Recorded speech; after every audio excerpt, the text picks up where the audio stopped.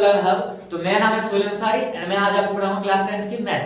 तो हम पहले जान लेते हैं सिलेबस क्या क्या है और कितने किस चैप्टर की वेटेज है। तो हमारे सिलेबस में मतलब मैथ जो है वो 7 यूनिट की है। फर्स्ट है नंबर सिस्टम जो 6 नंबर का आ रहा है हमारा, और सेकंड है अलजेब्रा जिसमें 20 नंबर का है, और थर्ड है कोऑर्डिनेट ज्योमेट्री जो 6 नंबर का है, एंड ज्योमेट्री 15 नंबर का है, एंड ट्रिग्नोमेट्री 12 नंबर का है, और फिर छठे में आता है हमारा मेंस्ट्रुएशन जो 10 नंबर का है, एंड सातवें में आता है हमारा स्टैटिक्स एंड प्रोबेबिलिटी जो 11 नंबर का है। और इसमें चैप्टर्स भी हैं, जैसे नंबर सिस्टम में हमारा पहला चैप्टर है रियल नंबर,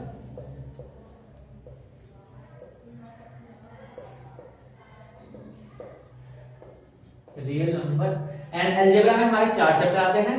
पहला आता है हमारा polynomials,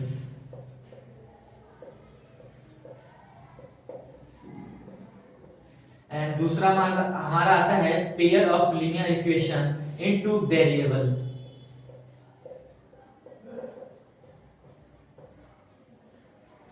linear equation in two. हमारा तीसरा आता है क्वाड्रेटिक इक्वेशन,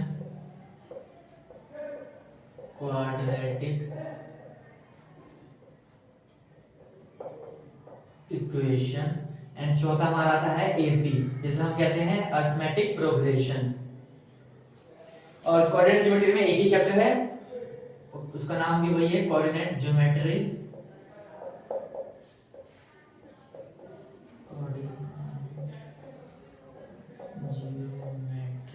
एंड फिर आता है हमारा ज्योमेट्री, और इसमें हमारे 2 चैप्टर हैं।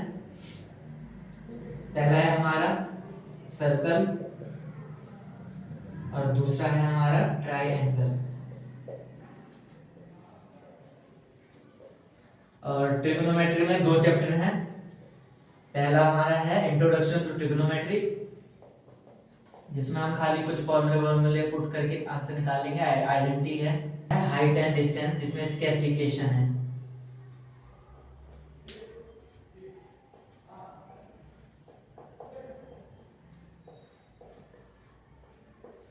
और फिर आता हमारा मेंस्ट्रुएशन, इसमें हमारे 2 चैप्टर रहेंगे, एरिया रिलेटेड टू सर्कल,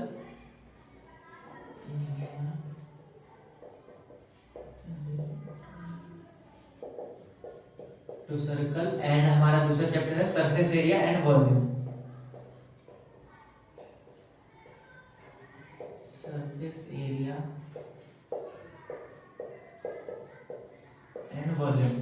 और स्टैटिक्स एंड प्रोबेबिलिटी ये हमारे 11 नंबर का था जो आसान चैप्टर माना जाता है। तो पहला हो गया स्टैटिक्स एंड दूसरा है हमारा प्रोबेबिलिटी। तो आज हम स्टार्ट करेंगे अपना पहला चैप्टर जो कि है रियल नंबर, और यह पूरा का पूरा 6 नंबर का आएगा। तो 6 नंबर पेपर में मार्क्स परसेंटेज बढ़ाने के लिए बहुत होते हैं, तो हम इसे देखते हैं। इसे रफ करता हूं मैं अभी।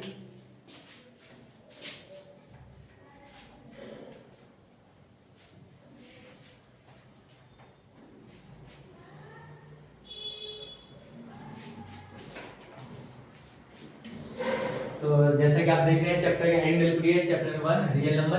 तो रियल नंबर क्या होता है, हमें उसको जानने के पहले हमें रैशनल नंबर क्या होते हैं वो जानना चाहिए, और इरेशनल नंबर क्या होते हैं वो हमें पता होना चाहिए। तो रैशनल नंबर क्या होते हैं तो मैं पहले लिख देता हूं फिर आपको समझाऊंगा।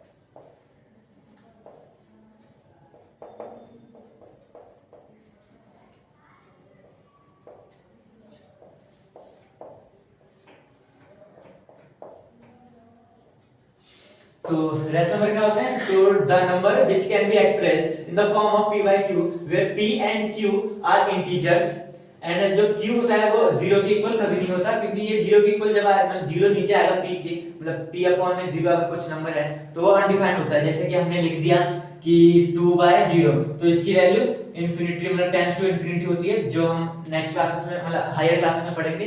तो अभी तो इस पे ध्यान मत दीजिए। इसके एग्जांपल ये हो जाएंगे, जैसे हमारा 1 हो सकता है, 1 एक रैशनल नंबर हो गया, 1 2 3 मतलब, और फिर 3/2 5/7 माइनस भी आ सकता है इसमें, -2/3। और हमारा देखा कि q 0 नहीं हो सकता, पर हमारा p 0 हो सकता है, तो हम ऐसे लिख सकते हैं 0/2, ऐसे भी लिख सकते हैं। तो इट इज, तो ये रैशनल नंबर इसे कहते हैं। एंड अब आता है हमारा नेक्स्ट इरेशनल नंबर, वो हम देखते हैं।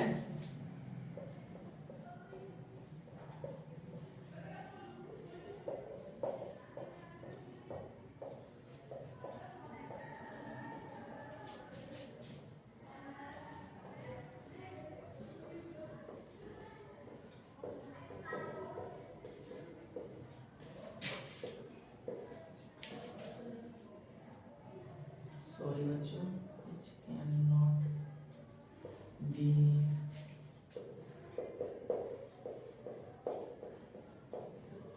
expressed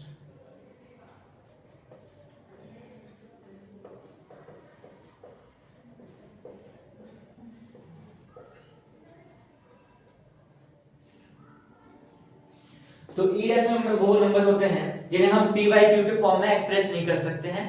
तो जैसे एग्जांपल √2 √3, ये हमारे इरेशनल नंबर है। और एक सबसे मेन एग्जांपल होता है इसका पाई, क्योंकि बहुत बच्चों को लगता है कि पाई एक रैशनल नंबर है, पर वो रैशनल नहीं इरेशनल नंबर होता है। तो अगर आपको इसके नोट्स चाहिए तो टेलीग्राम पे आपको मिल जाएगा, और चाहे तो आप हम साथ साथ उतार सकते हैं।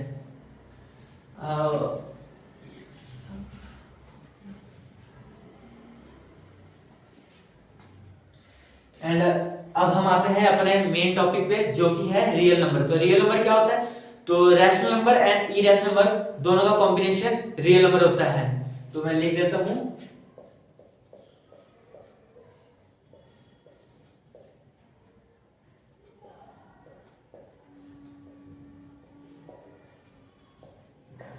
so all the rational number and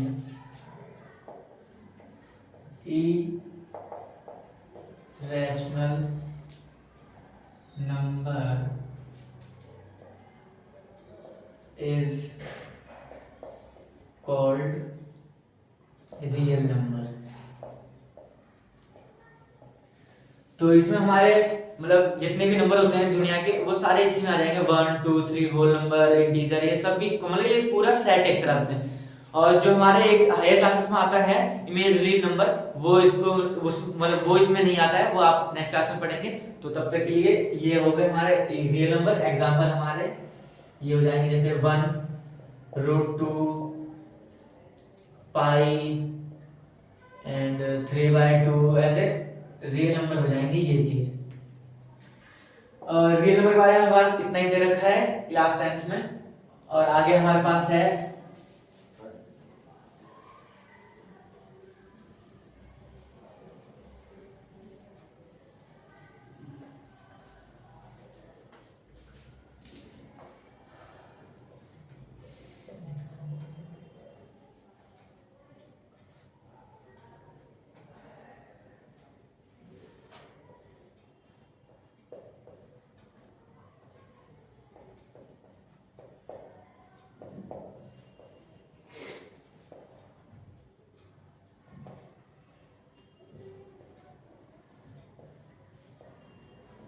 अब हमारा नेक्स्ट टॉपिक है Euclid division lemma.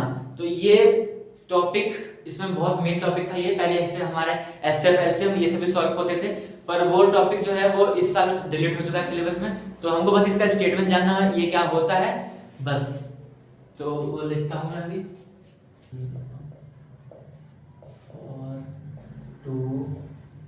for two positive integer A and B, there exists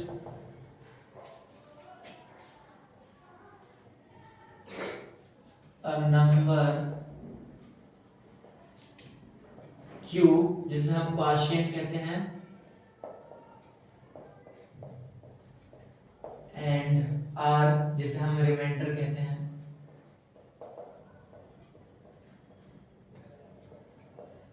such that A is equal to BQ plus में R। ये मेन एक्सप्रेशन है हमारा, A is equal to BQ plus में R। तो ये जो हमारा ये नंबर है, और फिर ये जो B है वो मतलब जिससे डिवाइड हो रहा है, और ये Q से मतलब क्वोशिएंट, एंड R जो रिमाइंडर बचा है। जैसे कि हम इसको एक्सप्रेस कर सकते हैं एग्जांपल के फॉर्म में। ये देखिए आप, जैसे हमने मान लीजिए 25 को 4 से डिवाइड किया हमने, तो यहाँ पे क्या आएगा 6, 24, 5, 1। ये तो हमारा इसमें नंबर क्या था 25, तो हम ए की जगह पे हम लिख सकते हैं 25 इज इक्वल टू में, और बी जो नंबर डिवाइड कर रहा है तो ये 4 हो रहा है, तो यानी कि बी हमारा 4 है, एंड क्यू जो क्वोशिएंट होता है, क्वोशिएंट क्या होता है जो इधर आता है, तो यहाँ पे मल्टीप्लाई का 6, और रिमाइंडर क्या बचा हमारा 1 बचा, तो हम यहाँ पे 1 लिख देंगे। तो किसी भी नंबर को यूक्लिड डिवीजन लेमा के फॉर्म में एक्सप्रेस ऐसे किया जाता है, a is equal to bq plus में r। तो आगे हम समझते हैं और एग्जांपल समझ लेते हैं। जैसे कि आप ले सकते हैं 100 ले लीजिए आप 100 का अगर 10 से करेंगे अब, तो ये पूरा डिविजिबल है,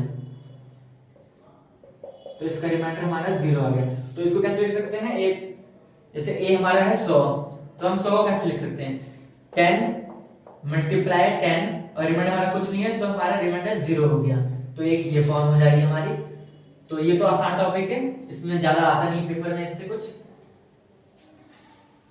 तो आपको लिखना है तो लिख सकते हैं। अभी मैं आपको एक और टॉपिक में है जो है फंडामेंटल थ्योरम ऑफ अरिथमेटिक। उसमें से हमारे खाली स्टेटमेंट आती है कि वो क्या होता है, उसको स्टेटमेंट की मतलब प्रूफ कीजिए, मतलब लिखिए एक तरह से।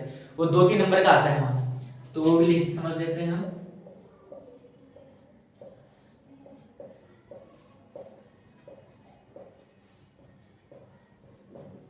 Fundamental theorem of arithmetic. तो पहले मैं इसकी डेफिनेशन लिख देता हूं, फिर आपको समझाता हूं इसका कहने का क्या मतलब है। तो इसमें लिखते हैं every composite number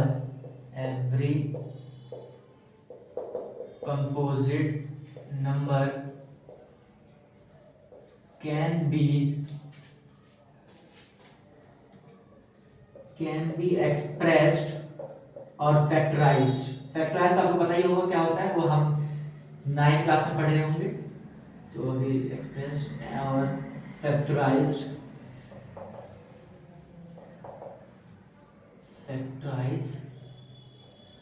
as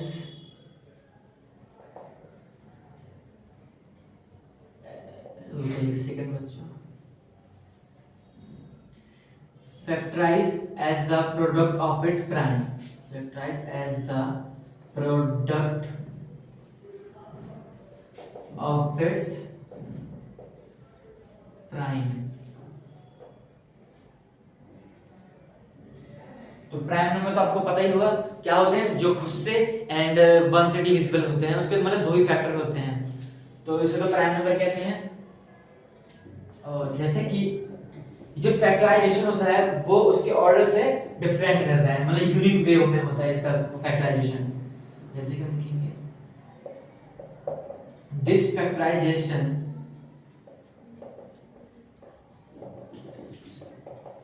is unique apart their order। तो एग्जांपल देख लेते हैं हम।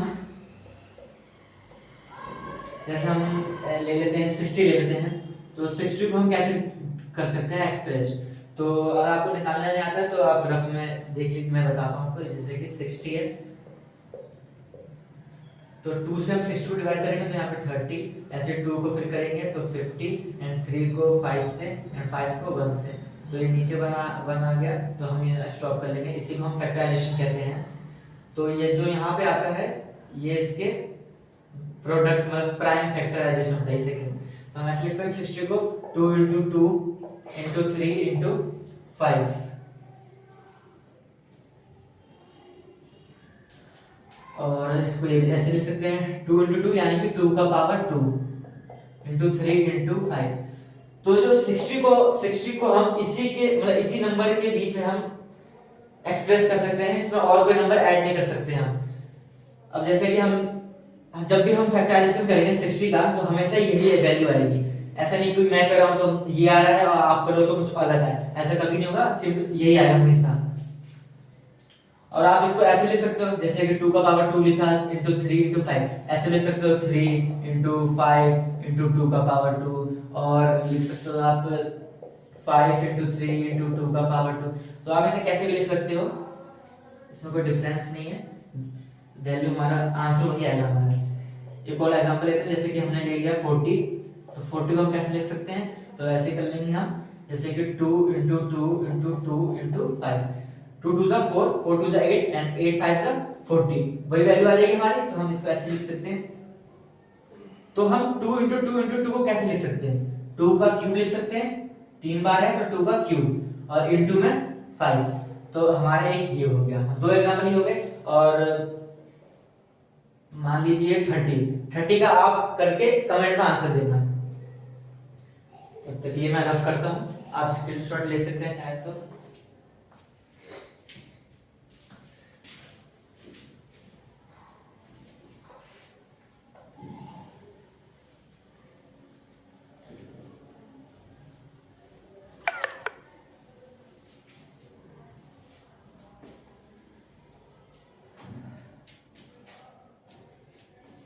अब आता है हमारा मेन जो है हमारा एचसीएफ एंड एलसीएम।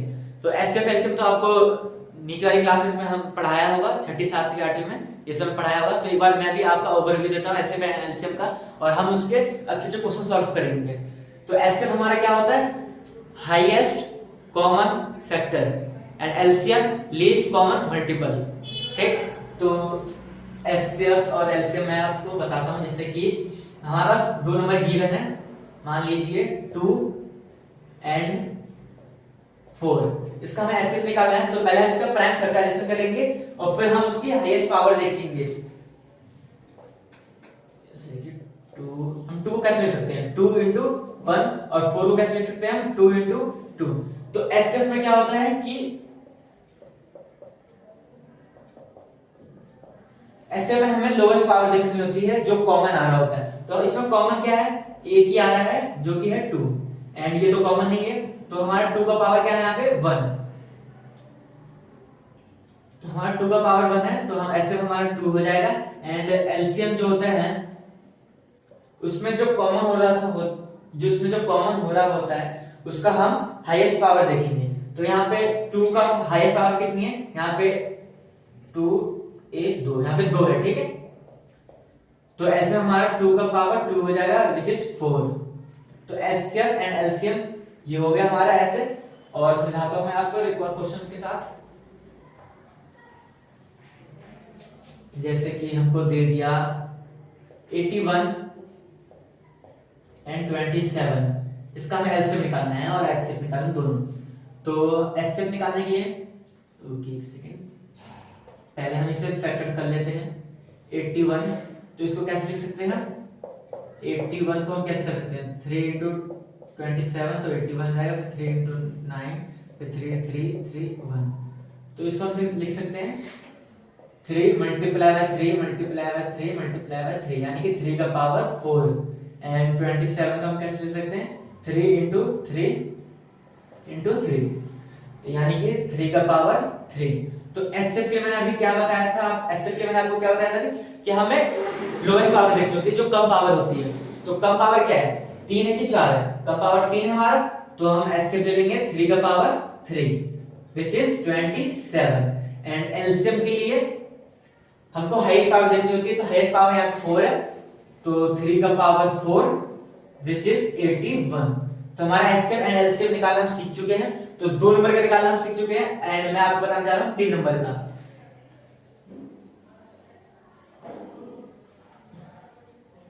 तो देखते हैं, जैसे कि हमें दे दिया 4, 8 एंड 16, इसका एलसीएम एंड एचसीएफ दोनों निकालना है। तो प्रोसेस सेम है, बस इसमें 3 स्टेप हो जाएंगे। तो जैसे कि हम पहले 4 का फैक्टर करेंगे, 2 into 2 विच इज 2 का पावर 2,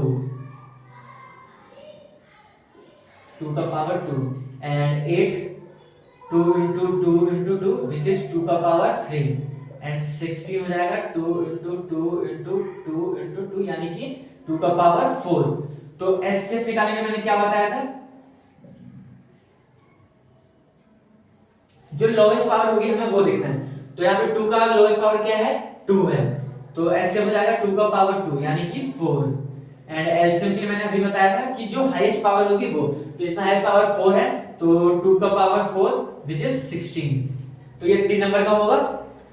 एंड एक और मैं बताता हूँ, जैसे कि यही वैल्यू हमारे पास चेंज कर दी है, हमारे पास दे दिया 9, 27 एंड 15। तो हम पहले 9 का फैक्टर कर लेते हैं, 3 into 3 विच इज 3 का पावर 2, 27, तो 3 into 3 into 3 विच इज 3 का पावर क्यूब, एंड 15 क्या होगा, 3 into 5, 3 into 5, तो इसको तो हम ऐसे लिखेंगे 3 का पावर 1 into में 5। तो एचसीएफ लिखते पहले हम, तो एचसीएफ के मैंने क्या बताया था, जो कॉमन है उसका लोएस्ट पावर, तो इसमें कॉमन क्या है, 3 है, और 3 का लोएस्ट पावर क्या है, 1, तो 3 का पावर 1 यानी कि 3 एचसीएफ आ गया हमारा आंसर। एंड एलसीएम क्या होगा, तो हमें एलसीएम देखना है कि हाईएस्ट पावर कौन सी है, तो 3 की हाईएस्ट पावर 3 है, तो 3 का पावर 3, एंड 5 का यहाँ पे कोई कॉमन क्या नाम है, 5 का और भी तो नहीं आ रहा है, 5 का बस एक ही पावर है यानी कि 1, तो 5 का पावर 1, तो ये आ जाएगा 3 का क्यूब 27 एंड 5, तो इसकी वैल्यू आ जाएगी 530, हाँ 135 इसकी वैल्यू आ जाएगी।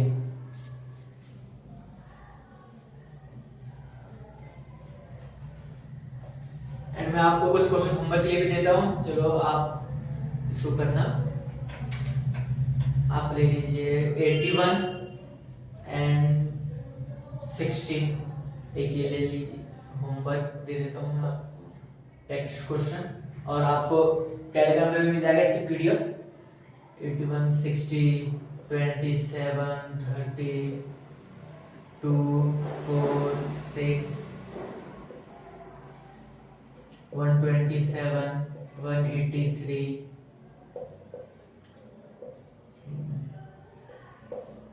210 एंड 57।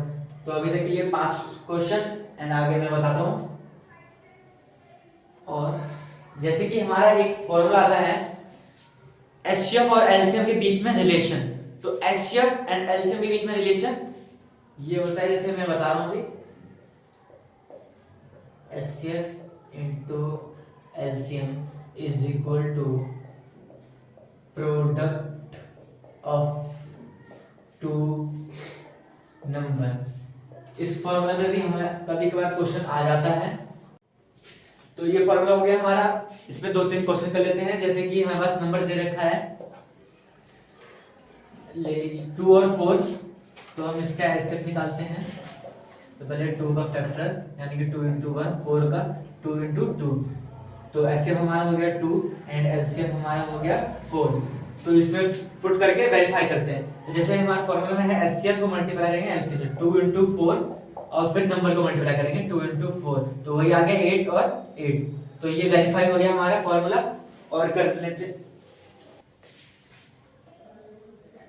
तो एक और ले लेते हैं हम, जैसे कि 27 एंड 9, तो इसमें हम 27 का पहले फैक्टर कर लेते हैं, तो 3 into 3 यानी कि 3 का पावर 3, एंड 9 का कर लेते हैं हम 3 into 3 यानी कि 3 का पावर 2।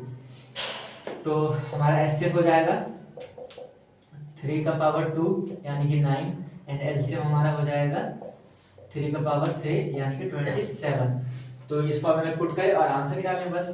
तो एचसीएफ हमारा था 9 मल्टीप्लाई में 27 और दो नंबर हमारा क्या है 27 और 9, तो 9 इंटू 27 तो सेम आ गया। तो ये फॉर्मूला मेरा वेरीफाई हो गया।